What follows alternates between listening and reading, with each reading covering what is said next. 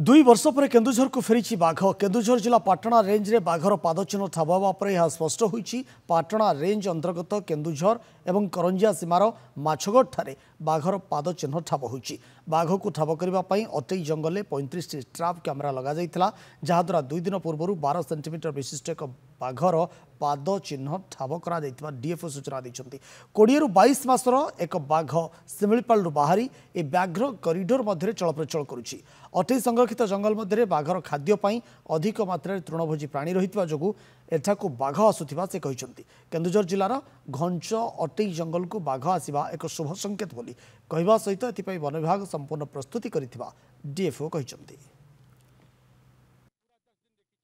range border रे केउंझर भितर गोटे जगह आम पगमार्क पाई 2 दिन है प्राय 12 सेंटीमीटर माने तार जो पगमार्क अच्छी सांगे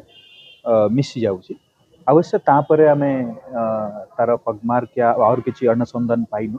किंतु आम आमर स्पेशल टाइगर मॉनिटरिंग टीम अच्छी